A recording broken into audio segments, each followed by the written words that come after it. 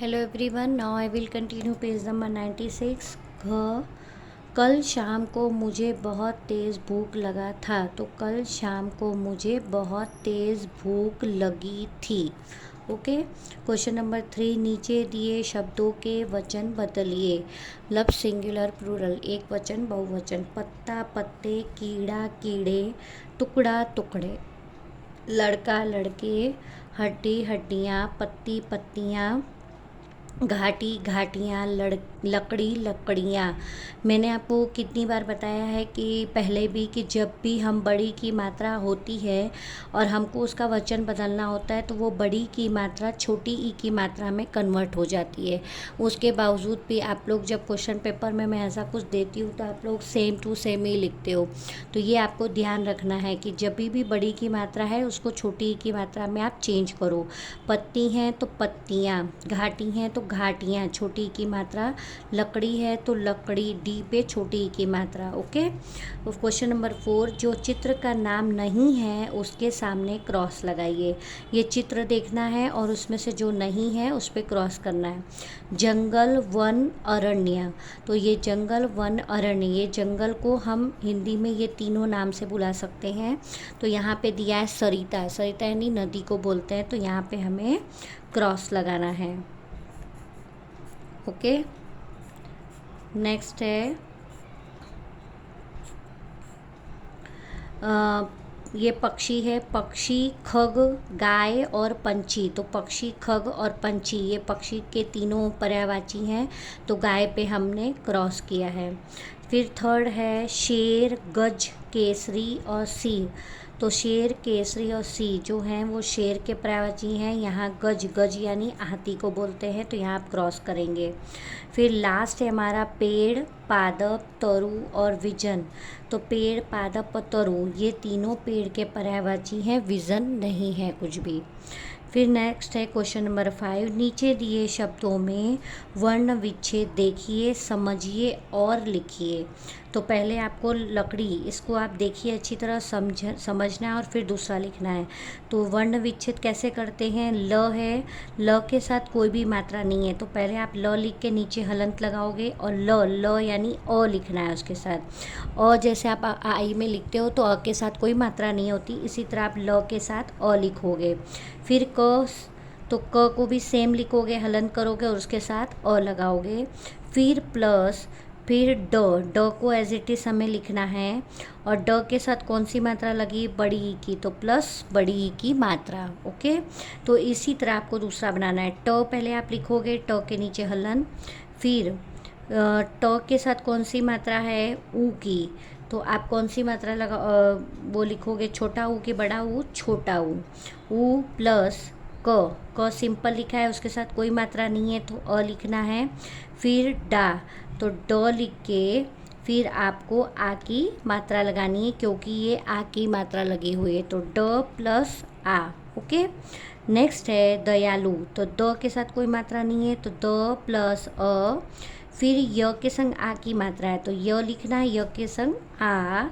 फिर ल के साथ ऊ की मात्रा है, तो ल प्लस ऊ, दयालु।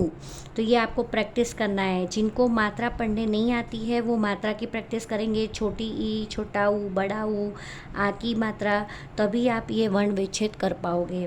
फिर है शिकार, तो श के साथ कौन सी मात्रा है? छोटी ई की, तो पहले आप श लिखोगे, श के साथ छोटी ई की मात्रा प्लस क के साथ आ की मात्रा, तो क प्लस आ की मात्रा, फिर र और र के संग अ। ठीक है, तो ये बन गया आपका शिकार।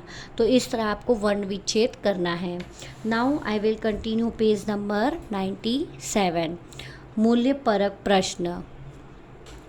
आपके सामने कोई दर्द से करा रहा है तो आप क्या करेंगे? अगर आपके सामने कोई दर्द से तड़प रहा है तो अगर हम उस दर्द का सॉल्यूशन कर सकते हैं, तो जिस तरह सतपत्र ने शेर का किया, तो हमें ज़रूर से उसके दर्द को कम करने की कोशिश करनी चाहिए। अदरवाइज़ अगर हमसे नहीं हो सकता है तो हम उसे किसी डॉक्टर के पास या हॉस्पिटल में, जिस तरह से हम अगर ले जा सकते हैं दूसरों की मदद से, तो हमें उन्हें ले जाना चाहिए।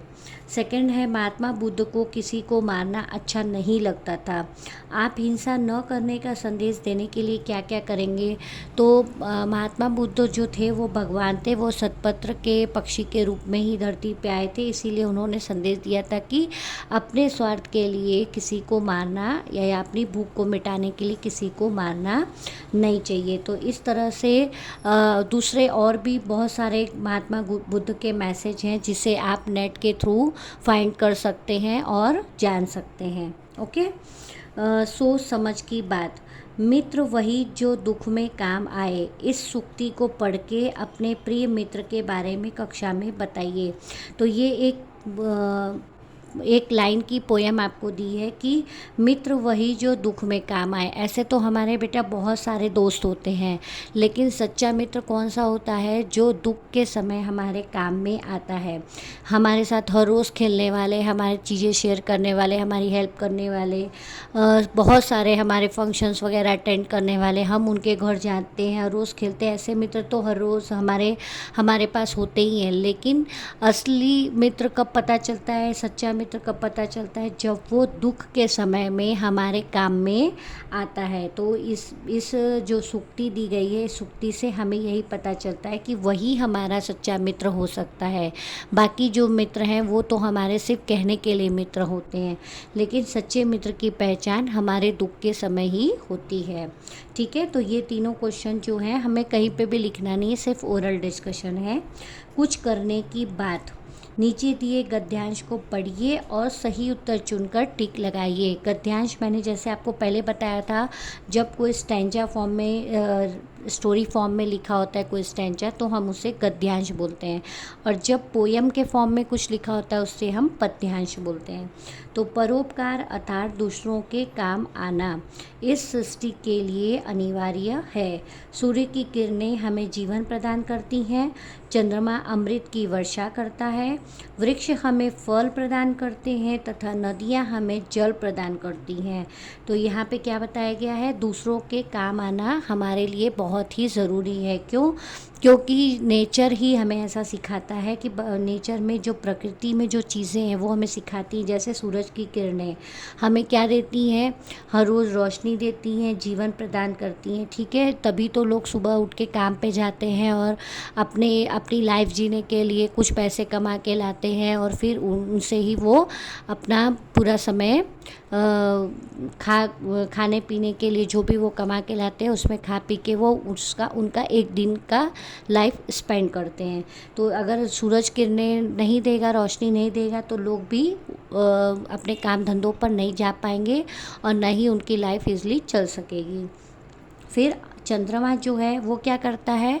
बारिश करता है, क्योंकि चंद्रमा को क्या माना गया है? जो चंद्र भगवान है वो बारिश के लिए माने जाते हैं।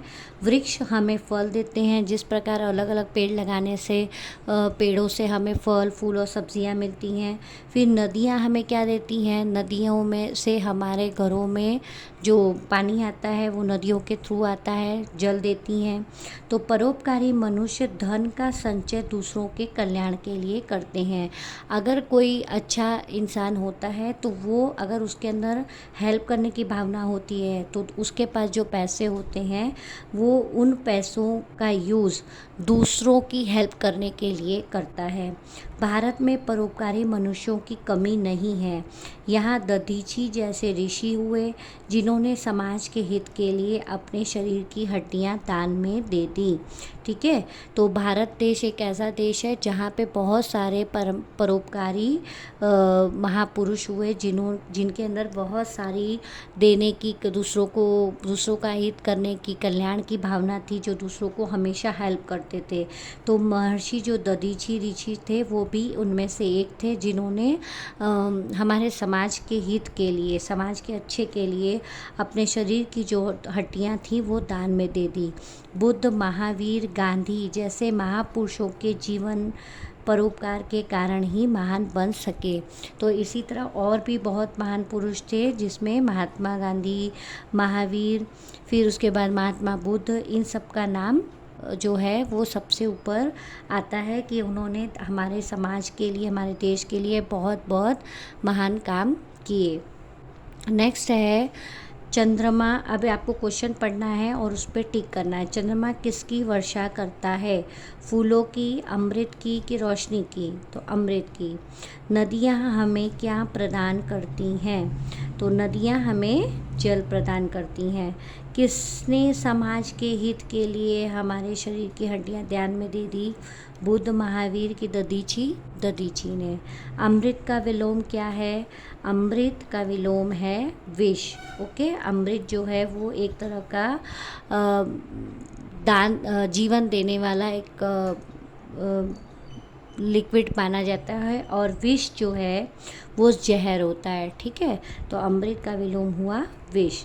तो यहाँ पर हमारा जो चैप्टर नंबर 12 है वो पूरा फिनिश हो गया है।